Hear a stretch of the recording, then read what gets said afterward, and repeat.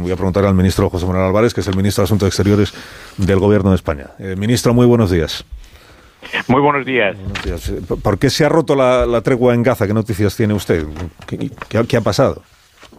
Hay acusaciones mutuas, pero desde luego yo ya no encuentro las palabras para describir la situación en Gaza y tenemos que lamentar y rechazar esta nueva oleada de violencia y estos nuevos bombardeos que además golpean indiscriminadamente a la población civil. Como hemos condenado el hecho de que se impidiera la entrada de ayuda humanitaria y se hubiera cortado la electricidad en Gaza, que quiero recordar que son cosas contrarias al derecho internacional humanitario. Y en cualquier caso, esa no es la vía para la paz, para palestinos e israelíes, y tampoco es la vía para garantizar la seguridad para ningún pueblo en Oriente Medio y para darle estabilidad. La vía es mantener ese alto el fuego, hacerlo permanente, como lleva solicitando mucho tiempo España, dar paso a una entrada de ayuda humanitaria masiva y a la reconstrucción de Gaza y avanzar de cara al mes de junio, cuando va a haber esa conferencia de Naciones Unidas para la solución de dos estados, en ponerla en práctica y que por fin haya un Estado palestino que tiene que incluir Gaza y que conviva y coexista y garantice seguridad y prosperidad mutua con el Estado de Israel. Los ministros de Asuntos Exteriores de la Unión Europea, entre ellos el ministro del Gobierno de España, estuvieron de nuevo reunidos ayer en Bruselas analizando cómo está la situación en Ucrania, que en realidad es la situación en Europa, en fin, toda la crisis que venimos contando en estas últimas semanas. Ministro, ¿Ucrania puede ganarle todavía la guerra a Rusia o esa opción ya está descartada, la de una victoria militar de Ucrania sobre el invasor ruso? Desde luego tenemos que ayudar a Ucrania a ganar la paz. Ucrania, y no me canso de repetirlo porque con el paso del tiempo hemos iniciado un cuarto año de guerra, uno puede olvidarlo. Esta es la guerra de un solo hombre y esta es una guerra de agresión que no quiere Ucrania y no la quiso nunca, como no la quisimos los europeos. Y desde luego lo que no podemos tolerar es que una guerra de agresión termine con un incentivo a nuevas agresiones y termine con un premio y por lo tanto tenemos que ayudar en primer lugar, como estamos haciendo. Y ayer una buena parte de la discusión, y yo animaba a ello, es que haya una financiación predecible, como ha hecho España, poniendo 1.000 millones de euros encima de la mesa para este año. Tenemos que ayudar a Ucrania a que siga pudiendo defenderse legítimamente de esa agresión, defender a sus civiles, a su soberanía, a su integridad territorial. Y también, el día que llegue la paz, que un día llegará, y yo espero que sea lo antes posible, pues que ese día la paz también sea algo que haya ganado Ucrania, porque tampoco me canso de indicarlo, una guerra injusta, una guerra de agresión, no puede terminar con una paz injusta. No es bueno para nadie en el mundo y desde luego no sería bueno para los europeos y para nuestra seguridad. Hoy el presidente Trump tiene previsto, lo anunció él mismo, hablar con Vladimir Putin, el presidente ruso, sobre la propuesta de alto el fuego que planteó Estados Unidos y que aceptó el gobierno ucraniano. Ayer escuché a la ministra, a la alta representante de la política exterior de la Unión Europea, la señora Kallas, decir que la palabra de Putin no es, o sea, que no hay quien se fíe de él, porque lo que está dando son signos de que lo último que quiere es la paz. Claro, si Putin no es de fiar, da igual lo que hoy le diga a Putin a Donald Trump. ¿Qué valor tiene la llamada de hoy, en su opinión? Bueno, yo lo que espero de esta llamada es que Putin acepte la mano tendida por el presidente Zelensky, acepte un alto el fuego sin condiciones, porque las primeras noticias que han ido llegando son demasiadas condiciones y demasiados peros. Y hoy, desde luego, lo que sí va a permitir esa llamada es tener claro quién quiere de verdad la paz. Espero que esta tarde podamos decir todos que Rusia también quiere la paz. Ojalá sea así. Desde luego, España, ayer los europeos hablábamos entre nosotros en ese Consejo de Asuntos Exteriores que usted indicaba, estábamos todos de acuerdo en que no vamos a escatimar ningún esfuerzo para cualquier iniciativa o primer paso hacia la paz, pero tenemos que tener todos claro que damos el mismo significado y el mismo contenido a la palabra paz, que es una paz justa, que es una paz duradera y que es una paz global. Esperemos que sea así. Mientras tanto, ocurra lo que ocurra, tenemos que seguir al lado de Ucrania apoyándole, porque no solamente es lo justo, sino que es el interés de todos los europeos. ¿El gobierno de España tiene interés en pactar con el PP el incremento del presupuesto de defensa o no? Mire, este es un momento de unidad. Yo el miércoles de la semana pasada acudí a un pleno del Congreso, el día anterior, el martes, tuve una interpelación precisamente del Partido Popular sobre política exterior en el Senado, y se lo trasladaba al Partido Popular. Este es un momento de unidad.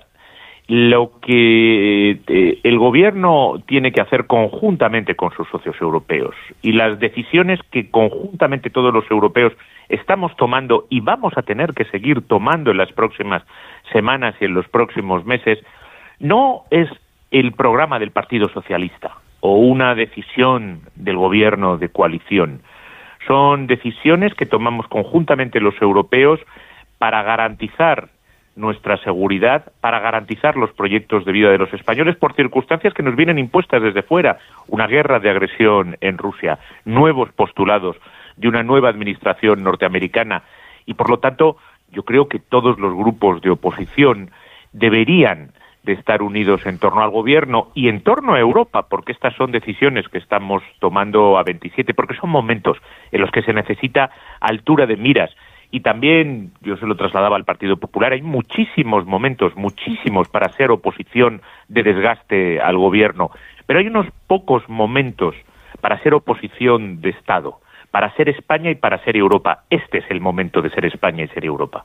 Si es el momento de la unidad, igual no sería bueno, digo yo, para intentar llegar a la unidad con el principal grupo parlamentario, que es el del PP, evitar desdeñar todos los días en público a su líder y decir que no tiene capacidad, que es un líder fallido, que no tiene sentido del Estado, que no.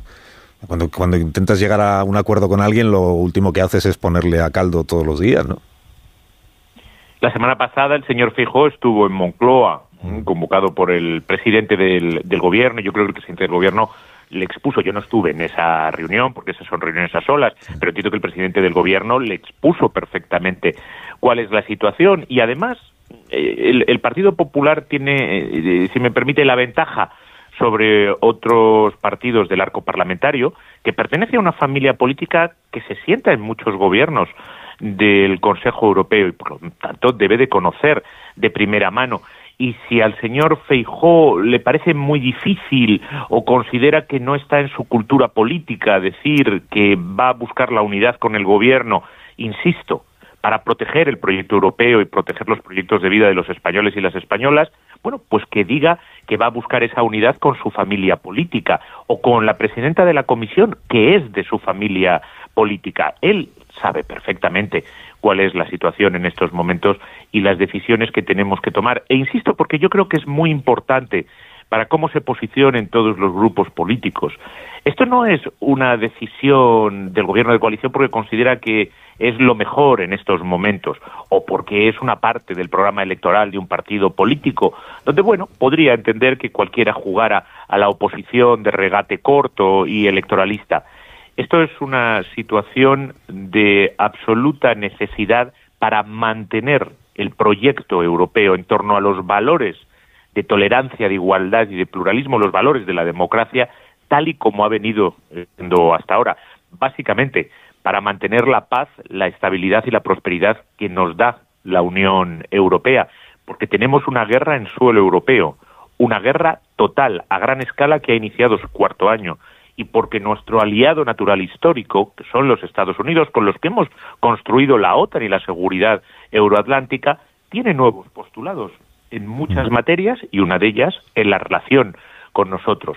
Y va mucho más allá de la defensa, que por supuesto lo tiene que incluir. Hablamos también de proteger al mercado único europeo de agresiones arancelarias, y eso es proteger a nuestras empresas, a nuestros trabajadores, a nuestros agricultores, a nuestros consumidores. Hablamos de garantizar los flujos energéticos. Por lo tanto, yo creo que este es un momento en el que no hace falta explicarlo mucho porque salta a la vista. Es claramente un momento de unidad de todas las fuerzas políticas. Ha hablado usted del gobierno de coalición. ¿Significa que Sumar está a favor de incrementar el presupuesto de defensa? ¿Ya han llegado a un acuerdo en ese sentido? Mire, la solidez y la cohesión de un gobierno se verifica martes a martes. Hoy, en muy pocos minutos, vamos a iniciar un Consejo de Ministros y yo estoy seguro de que vamos a estar todos unidos en adoptar leyes, decisiones que mejoran la vida de los españoles y que les hacen progresar, de la misma forma que estamos todos unidos en fortalecer el proyecto europeo y en garantizar la paz en Ucrania y, por supuesto, para los europeos. Pero Sumar ha anunciado que va a apoyar en el Congreso una proposición del Bloque Nacionalista Galego que es una declaración contraria al plan de Ursula von der Leyen de aumento del presupuesto militar. O sea, Sumar en principio no está por el aumento del presupuesto de defensa, ¿no? Como le digo, no sé lo que hará en el Congreso Sumar. Lo que sí le puedo decir es cómo funciona este gobierno de coalición progresista, y martes a martes, y yo estoy seguro que este va a ser un martes más, demostramos la cohesión, porque tenemos muy claro lo que queremos: el bienestar de los españoles, hacer avanzar y mejorar sus vidas. Como demuestran las cifras económicas, tenemos un crecimiento absolutamente récord, muy superior al de Francia, Alemania, Estados Unidos, los mayores del mundo, una creación de empleo, y somos capaces de compatibilizar esa estabilidad macroeconómica, controlando deuda y déficit, y al mismo tiempo incrementar pensiones, becas, salario mínimo. Y todos queremos la paz, y todos creemos y defendemos los valores europeos, y eso es lo que es esencial al final. Por lo tanto, todos podemos tener matices. Ocurre en todos los gobiernos de coalición de Europa, que por cierto son la práctica mayoría, y ocurre y ha ocurrido en España, incluso en gobiernos que tenían mayoría absoluta, donde había distintos matices entre sus miembros, pero donde se verifica la solidez y la cohesión es en los consejos de ministros, y martes a martes eso se verifica. Y si el Parlamento estuviera en contra, la mayoría del Parlamento estuviera en contra de aumentar el gasto de defensa o el presupuesto militar, a pesar de eso, ¿el Gobierno seguiría adelante con sus planes? Mire, lo que tenga que ir al Parlamento va a ir al Parlamento, y por lo tanto esa hipótesis se podrá verificar, pero no me gusta hacer política ficción ni adelantar acontecimientos. Desde luego, porque hay mucha especulación al respecto, el Gobierno no tiene ningún problema en acudir al Parlamento. Como le digo, yo estuve el miércoles durante muchas horas con una interpelación y una moción en pleno. Estuve el miércoles pasado, estuve en el Senado también con una interpelación del Partido Popular el martes anterior. El presidente del Gobierno va a acudir. Por lo tanto, bueno, se tendrán todos los debates que se tengan que tener. Lo que tenga que ir al Parlamento, irá al Parlamento en boca del Gobierno, que todavía no ha llevado proyecto de presupuestos al Parlamento. Lo primero que tiene que ir al Parlamento todos los años es el proyecto de presupuestos. Y ustedes se han negado a presentar el proyecto. Los presupuestos pasan por el Parlamento, sobre eso no hay ninguna duda, y se trabaja para ello. No soy ministro de Hacienda, soy ministro de Asuntos Exteriores. No, pero que no han presentado ustedes proyecto de presupuestos, ni el año pasado ni este. Sí, por supuesto, y la ministra de Hacienda está trabajando con AINCO en ello, y desde luego yo creo que sería muy bueno que todas las fuerzas políticas, también dentro de esa unidad que hay que tener en estos momentos tan difíciles, hubiera una unidad en torno a un presupuesto para proteger los proyectos de vida de los españoles. Si está trabajando con AINCO en el proyecto, ¿por qué no lo presenta? No soy ministro de Hacienda y no le podría contestar exactamente. Con mucho gusto le contesto de todo lo que tiene que ver con asuntos exteriores a Unión Europea. Ministro, que sé que tiene una cita a las 9 de la mañana. Gracias por haberme atendido como siempre y le deseo que tenga buen día. Muchas gracias a ustedes. Gracias. Muy buenos días. Señor Álvarez, ministro de Asuntos Exteriores del Gobierno de España. Si me permitís,